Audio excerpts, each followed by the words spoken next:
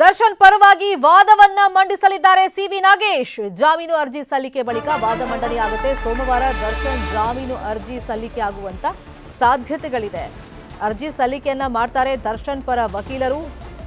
ಜಾಮೀನು ಅರ್ಜಿ ಸಲ್ಲಿಕೆ ಆದ್ಮೇಲೆ ವಾದ ಮಂಡನೆ ಬರುತ್ತೆ ಪೀಠದ ಮುಂದೆ.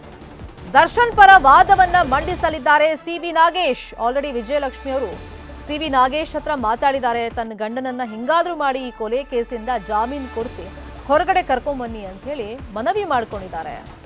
ಸುಮಾರು 1 ಗಂಟೆ ಕಾಲ ಏನೋ ಮೊನ್ನೆ ಅವ್ರ ಮನೆಗೆ ಹೋಗಿ ಸಿವಿ ನಾಗೇಶ್ ಹತ್ರ ವಿಜಯಲಕ್ಷ್ಮಿ ಮಾತಾಡಿದ್ರು ಅಂತೆಲ್ಲ ಸುದ್ದಿ ಇತ್ತು. ಮತ್ತೆ ಸಿವಿ ನಾಗೇಶ್ ಫೇಮಸ್ ಅಡ್ವೊಕೇಟ್. ಗಣ್ಯಾತಿ ಗಣ್ಯರು ಈ ತರ ಜೈಲು ಪಾಲಾದಂತ ಸಂದರ್ಭದಲ್ಲಿ ಅವರಿಗೆ ಜಾಮೀನು ಕೊಡಿಸಿದ ಒಂದು ಹಿರಿಮೆ ಸಿವಿ ನಾಗೇಶ್ ಅವ್ರಿಗಿದೆ. ಹಾಗಾಗಿ ವಿಜಯಲಕ್ಷ್ಮಿ ಅವರು ಸಿವಿ ನಾಗೇಶ್ ಮೊರೆ ಹೋಗಿದ್ರು, ಜಾಮೀನು ಹೆಂಗಾದ್ರೂ ಮಾಡಿ ಕೊಡಿಸಿ ಅಂತ. ಸ್ವಲ್ಪ ದಿನ ತಡೀರಿ ಅಂತಾನೂ ಕೂಡ ಅವರೊಂದು ಆಶ್ವಾಸನೆಯನ್ನು ಕೊಟ್ಟಿದ್ರಂತೆ ವಿಜಯಲಕ್ಷ್ಮಿ ಹೋದಂಥ ಟೈಮ್ನಲ್ಲಿ. ಈಗ ಕಸ್ಟಡಿ ಅಂತ್ಯ ಆಗುತ್ತೆ. ಅದಾದ್ಮೇಲೆ ಜಾಮೀನು ಅರ್ಜಿ ಕೋರಿ ಇವರು ಕೋರ್ಟ್ ಮೊರೆ ಹೋಗೋಣ ಅಂತ ಹೇಳಿ ಪ್ಲಾನ್ ಮಾಡಿದ್ದಾರೆ. ಸೊ ಅದ್ರ ಪ್ರಕಾರ ಸೋಮವಾರ ದರ್ಶನ್ ಜಾಮೀನು ಕೋರಿ ಅರ್ಜಿಯನ್ನು ಹಾಕ್ತಾರೆ, ಅಂದರೆ ಅವ್ರ ಪರ ವಕೀಲರು ಹಾಕ್ತಾರೆ.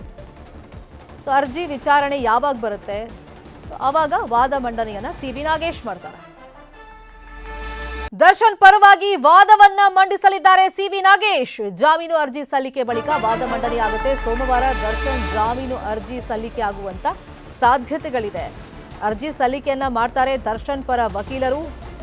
ಜಾಮೀನು ಅರ್ಜಿ ಸಲ್ಲಿಕೆ ಆದ್ಮೇಲೆ ವಾದ ಮಂಡನೆ ಬರುತ್ತೆ ಪೀಠದ ಮುಂದೆ.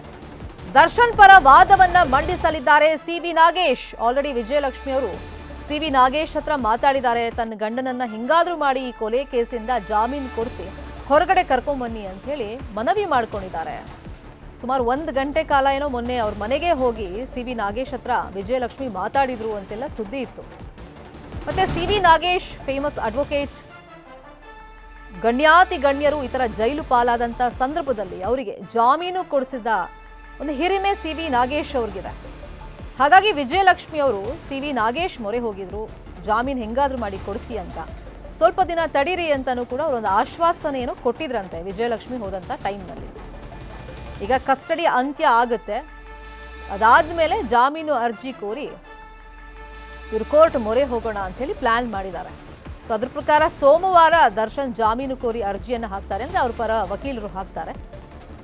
ಸೊ ಅರ್ಜಿ ವಿಚಾರಣೆ ಯಾವಾಗ ಬರುತ್ತೆ, ಸೊ ಆವಾಗ ವಾದ ಮಂಡನೆಯನ್ನ ಸಿವಿ ನಾಗೇಶ್ ಮಾಡ್ತಾರೆ. ದರ್ಶನ್ ಪರವಾಗಿ ವಾದವನ್ನ ಮಂಡಿಸಲಿದ್ದಾರೆ ಸಿವಿ ನಾಗೇಶ್. ಜಾಮೀನು ಅರ್ಜಿ ಸಲ್ಲಿಕೆ ಬಳಿಕ ವಾದ ಮಂಡನೆಯಾಗುತ್ತೆ. ಸೋಮವಾರ ದರ್ಶನ್ ಜಾಮೀನು ಅರ್ಜಿ ಸಲ್ಲಿಕೆ ಆಗುವಂತ ಸಾಧ್ಯತೆಗಳಿದೆ. ಅರ್ಜಿ ಸಲ್ಲಿಕೆಯನ್ನ ಮಾಡ್ತಾರೆ ದರ್ಶನ್ ಪರ ವಕೀಲರು. ಜಾಮೀನು ಅರ್ಜಿ ಸಲ್ಲಿಕೆ ಆದ್ಮೇಲೆ ವಾದ ಮಂಡನೆ ಬರುತ್ತೆ ಪೀಠದ ಮುಂದೆ. ದರ್ಶನ್ ಪರ ವಾದವನ್ನ ಮಂಡಿಸಲಿದ್ದಾರೆ ಸಿವಿ ನಾಗೇಶ್. ಆಲ್ರೆಡಿ ವಿಜಯಲಕ್ಷ್ಮಿ ಅವರು ಸಿವಿ ನಾಗೇಶ್ ಹತ್ರ ಮಾತಾಡಿದ್ದಾರೆ. ತನ್ನ ಗಂಡನನ್ನ ಹಿಂಗಾದ್ರೂ ಮಾಡಿ ಈ ಕೊಲೆ ಕೇಸಿಂದ ಜಾಮೀನು ಕೊಡಿಸಿ ಹೊರಗಡೆ ಕರ್ಕೊಂಬನ್ನಿ ಅಂತ ಹೇಳಿ ಮನವಿ ಮಾಡ್ಕೊಂಡಿದ್ದಾರೆ. ಸುಮಾರು 1 ಗಂಟೆ ಕಾಲ ಏನೋ ಮೊನ್ನೆ ಅವ್ರ ಮನೆಗೆ ಹೋಗಿ ಸಿವಿ ನಾಗೇಶ್ ಹತ್ರ ವಿಜಯಲಕ್ಷ್ಮಿ ಮಾತಾಡಿದ್ರು ಅಂತೆಲ್ಲ ಸುದ್ದಿ ಇತ್ತು. ಮತ್ತೆ ಸಿವಿ ನಾಗೇಶ್ ಫೇಮಸ್ ಅಡ್ವೊಕೇಟ್. ಗಣ್ಯಾತಿ ಗಣ್ಯರು ಈ ತರ ಜೈಲು ಪಾಲಾದಂತ ಸಂದರ್ಭದಲ್ಲಿ ಅವರಿಗೆ ಜಾಮೀನು ಕೊಡಿಸಿದ ಒಂದು ಹಿರಿಮೆ ಸಿವಿ ನಾಗೇಶ್ ಅವ್ರಿಗಿದೆ. ಹಾಗಾಗಿ ವಿಜಯಲಕ್ಷ್ಮಿ ಅವರು ಸಿವಿ ನಾಗೇಶ್ ಮೊರೆ ಹೋಗಿದ್ರು, ಜಾಮೀನು ಹೆಂಗಾದ್ರೂ ಮಾಡಿ ಕೊಡಿಸಿ ಅಂತ. ಸ್ವಲ್ಪ ದಿನ ತಡೀರಿ ಅಂತಾನೂ ಕೂಡ ಅವರೊಂದು ಆಶ್ವಾಸನೆಯನ್ನು ಕೊಟ್ಟಿದ್ರಂತೆ ವಿಜಯಲಕ್ಷ್ಮಿ ಹೋದಂಥ ಟೈಮ್ನಲ್ಲಿ. ಈಗ ಕಸ್ಟಡಿ ಅಂತ್ಯ ಆಗುತ್ತೆ. ಅದಾದ್ಮೇಲೆ ಜಾಮೀನು ಅರ್ಜಿ ಕೋರಿ ಇವರು ಕೋರ್ಟ್ ಮೊರೆ ಹೋಗೋಣ ಅಂತ ಹೇಳಿ ಪ್ಲಾನ್ ಮಾಡಿದ್ದಾರೆ.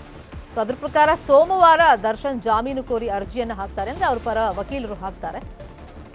ಸೊ ಅರ್ಜಿ ವಿಚಾರಣೆ ಯಾವಾಗ ಬರುತ್ತೆ, ಸೊ ಆವಾಗ ವಾದ ಮಂಡನೆಯನ್ನ ಸಿವಿ ನಾಗೇಶ್ ಮಾಡ್ತಾರೆ. ನ್ಯೂಸ್ 18 ಕನ್ನಡ ಈಗ ವಾಟ್ಸ್ಆಪ್ನಲ್ಲೂ ಲಭ್ಯ. QR ಕೋಡ್ ಸ್ಕ್ಯಾನ್ ಮಾಡಿ.